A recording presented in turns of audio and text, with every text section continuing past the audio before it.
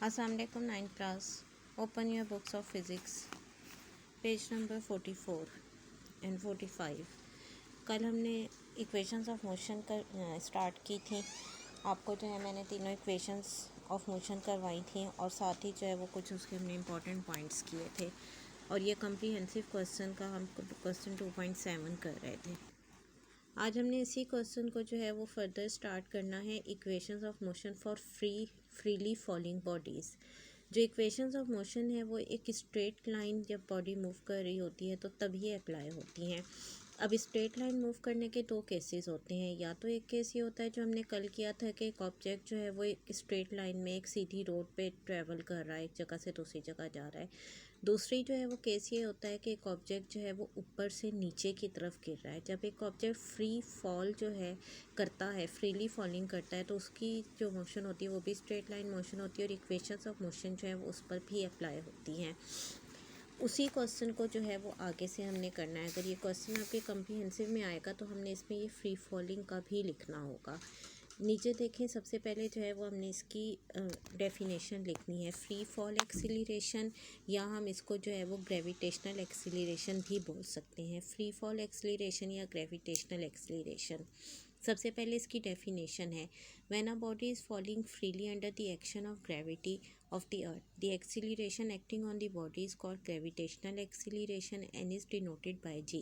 जब एक ऑब्जेक्ट जो है वो अर्थ की ग्रेविटी के अंदर फ्रीली फॉल करता है तो उसका जो एक्सीलरेशन होता है उसको ग्रेविटेशनल एक्सीलरेशन बोलते हैं और उसकी वैल्यू जी के इक्वल होती है। यानी अगर किसी हाइट से एक ऑब्जेक्ट जो है वो नीचे गिरता है, फ्रीली फॉल करता है, कोई उसके ऊपर किसी ने पकड़ा हुआ नहीं होता उसे, वो ऊपर से नीचे की तरफ गिरता है तो वो हमेशा एक ही एक्सीलरेशन से नीचे आता है, चाहे वो हैवी ऑब्जेक्ट हो चाहे वो लाइट ऑब्जेक्ट हो। जैसे यहाँ पर आपको दिखाया है, ये बहुत लाइट ऑब्जेक्ट है, ये ज़रा हैवी ऑब्जेक्ट है, लेकिन जब ये अर्थ पर आएंगे तो ये एक जैसे ही एक्सीलरेशन से नीचे गिरेंगे।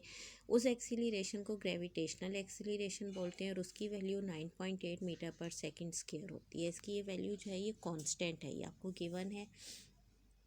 Direction of gravitational acceleration is always downwards. Its value is 9.8 meter per second square. But for convenience we shall use the value as 10 metre पर सेकेंड स्क्वायर। हम अपने न्यूमेरिकल प्रॉब्लम्स में 9.8 के बजाय उसकी वैल्यू जो है वो 10 मीटर पर सेकेंड स्क्वायर लिखते हैं। या आपने पहले डेफिनेशन लिखनी है फ्री फॉल एक्सीलरेशन की। उसके बाद ये फ्री फॉल एक्सीलरेशन की डेफिनेशन अलग से भी आ सकती है। खाली अगर ये आएगी तो आपने फिर इसकी इतनी ही डेफिनेशन लिखनी होगी। आगे इसमें से ये वाला पैराग्राफ छोड़ के यहाँ से आपने इसको मार्क करना है। यहाँ पर आपने हेडिंग देनी है इक्वेशंस ऑफ, यहाँ से हमने जो है वो इसको करना है, इसकी आपने हेडिंग देनी है इक्वेशंस ऑफ मोशन। ये इक्वेशंस ऑफ मोशन वो हैं जब एक ऑब्जेक्ट जो है वो फ्री फॉल जो है वो मूव कर रहा होता है, फ्रीली फॉलिंग बॉडीज़ के लिए। हमने जो इक्वेशंस ऑफ मोशन पीछे की थी वो ये इक्वेशंस ऑफ मोशन थी स्ट्रेट लाइन मोशन के लिए। ये तीनों इक्वेशंस जो हैं ये फ्री फॉल मोशन के लिए हैं। इनमें आप ये देखें कि इक्वेशंस ऑफ मोशन जो है वो एक ही होती है। इक्वेशंस ऑफ मोशन में जो है वो कोई फ़र्क नहीं होता है। सिर्फ ये करना है कि जहाँ जहाँ एक्सीलरेशन ए आ रहा है फ्री फॉल में उसकी जगह हम जी लगा देंगे और जहाँ जहाँ जो है वो एस डिस्टेंस आ रहा है उसकी जगह हम हाइट लगाएंगे। क्योंकि फ्री फॉल का मतलब है कि एक ऑब्जेक्ट जो है वो किसी हाइट से नीचे की तरफ आता है, जो डिस्टेंस कवर करता है वो उसकी हाइट के इक्वल है और जो एक्सीलरेशन होती है उसकी वो ग्रेविटेशनल एक्सीलरेशन है। अब इस लिहाज से हमारे पास इक्वेशंस ऑफ मोशन क्या बन जाती हैं। फर्स्ट इक्वेशन है v f is equal to v i plus g t. पहले यहाँ पर ए था, इसमें जी आ जाएगा, वही बिल्कुल इक्वेशन ऑफ मोशन है। दूसरी इक्वेशन है h is equal to v i t plus 1/2 g t square. S था यहाँ पर, एस की जगह एच आ जाएगा फ्री फॉल मोशन के लिए। जहाँ पर एक्सीलरेशन ए है वहाँ की जगह ग्रेविटेशनल एक्सीलरेशन जी की वैल्यू आ जाएगी। थर्ड इक्वेशन है 2gh, 2gs था उसकी जगह जो 2gh is equal to v f square minus v i square.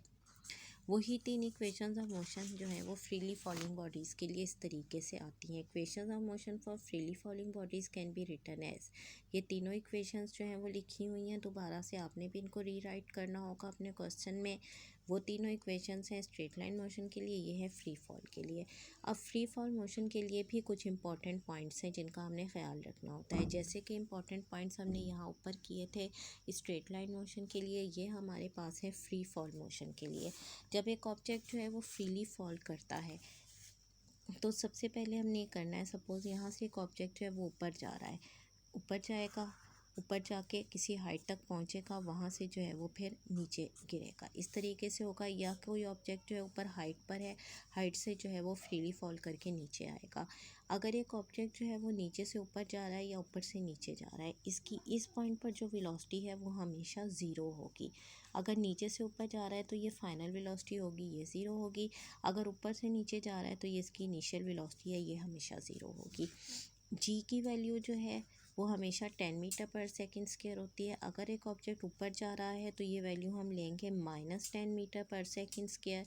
अगर एक ऑब्जेक्ट ऊपर से नीचे आ रहा है तो जी की वैल्यू होगी +10 मीटर पर सेकेंड स्क्वायर।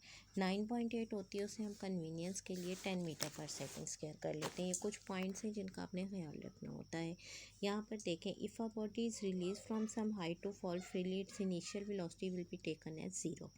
अगर ऑब्जेक्ट ऊपर से नीचे आएगा तो उसकी इनिशियल वेलोसिटी ज़ीरो होगी। Gravitational acceleration g will be taken as positive in the downward direction. Object जो है वो ऊपर से नीचे आ रहा है तो उसकी ग्रेविटेशनल एक्सीलरेशन की वैल्यू हमेशा पॉजिटिव होगी। ये दो पॉइंट्स बीच में दो लाइंस कट करके यहाँ से आके आपने मार्क करना है इस जगह से। Quantities in the direction opposite to the acceleration will be taken as negative.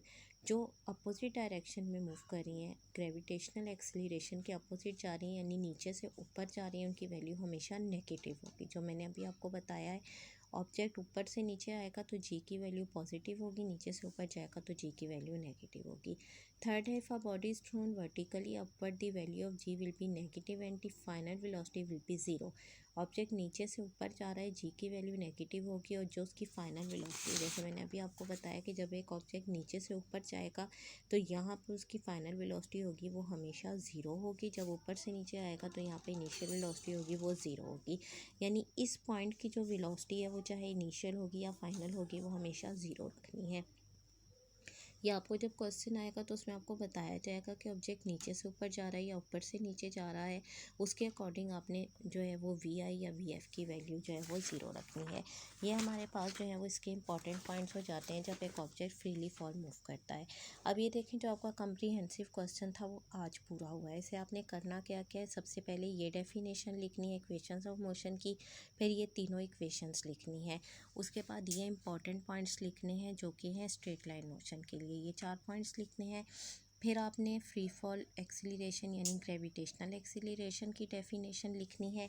फिर आपने इसकी जो है ये इक्वेशंस दोबारा लिखनी है फ्री फॉल मोशन के लिए, और फिर फ्री फॉल के जो 3 पॉइंट्स हैं वो पॉइंट्स जो हैं वो आपने लिखने हैं।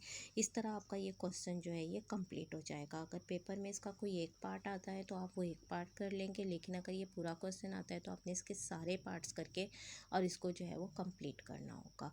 इसे आप अच्छे तरीके से प्रिपेयर करें, लर्न करें, लिख लिख के इक्वेशंस ऑफ मोशन को करें। अब हम इससे रिलेटेड न्यूमेरिकल्स जो है वो इंशाल्लाह स्टार्ट करेंगे। टेक केयर, अल्लाह हाफिज़।